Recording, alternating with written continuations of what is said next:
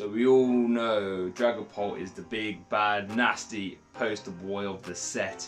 But I haven't heard a lot of people talking about this variant.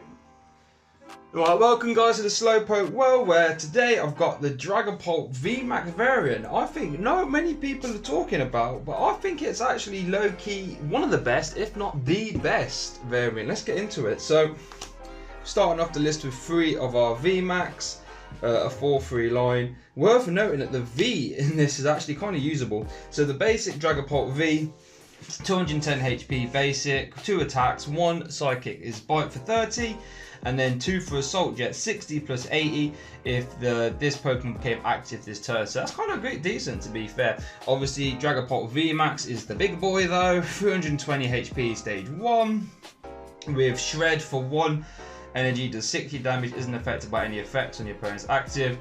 Very nice, you can't argue with that, having Shred is always nice. And then Max Phantom for 2, energy does 130 and put 5 damage counters on your opponent's bench Pokemon any way you like. That's insane. I mean, it's arguably that Dragapult is as good as a spread deck as it is just hitting the active. 2 for 130 is obviously really good efficiency for energy, and then being able to line up KO's future with the damage counter spread is insane. 320 HP also. So to supplement that, we're going to play 2 of the Life Shaker Gengar. Now what this does is lets us move damage counters from our Psychic Pokemon to other Psychic Pokemon.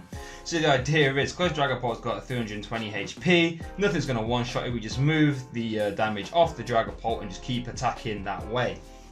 Okay, so that's what we're going to do with that Gengar. We also want one of this Gengar, the Shadow Pain Gengar, and what this is, when you evolve him, you can put 6 damage counters on to your opponent's EX or GX in any way you like. So this is actually insane. It's also got a free retreat cost as well.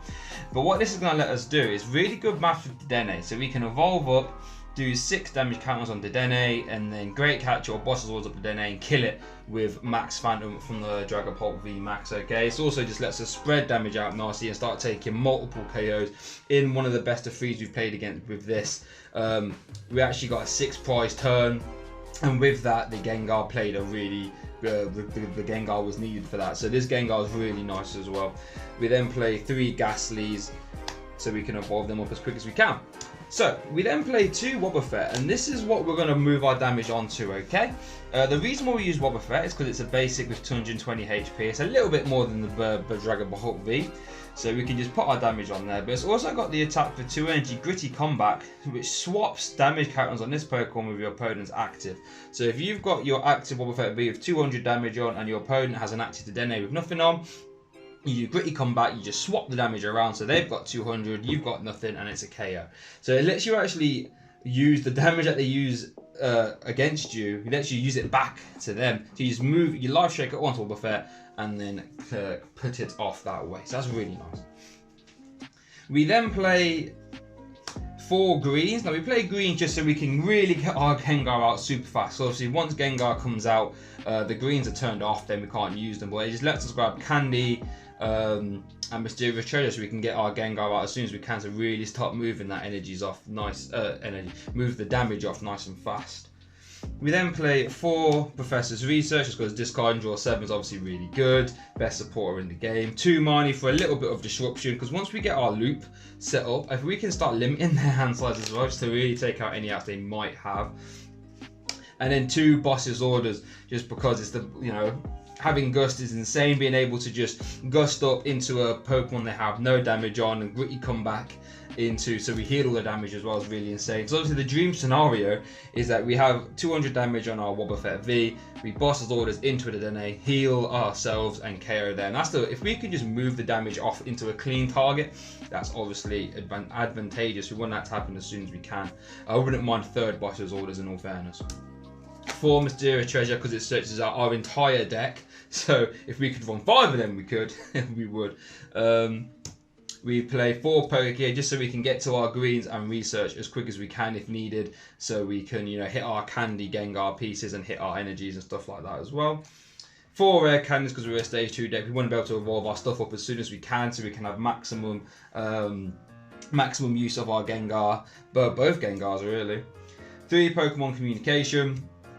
because if we can try and search our Gengars out that route, and it searches out our VMAXs as well, whilst also letting us search out our wobbufett V if needed, and our baby Dragapult Vs as well.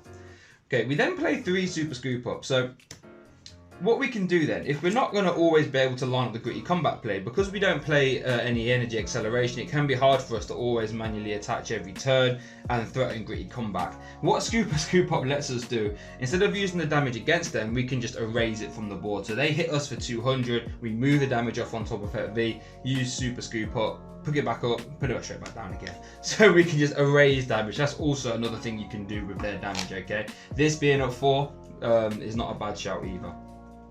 We then play 2 Great Catcher, just so we can line up that damage swap into the Dene turn more often as we can. And also, because we're spreading so much damage, we can just pick stuff off willy-nilly when we want it with Great Catcher. It's going to be insane.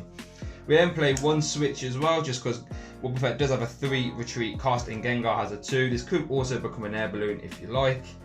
And then 2 Viridian Forest. Now this could be chaotic swell if you're really feeling as if you can draw your energies, but right now we do struggle to find energies with this deck, so Viridian Forest is why we play that, but you could play chaotic swell there as well. That's insane if you can get that to stick. We then play 4 of the new Horror Energy.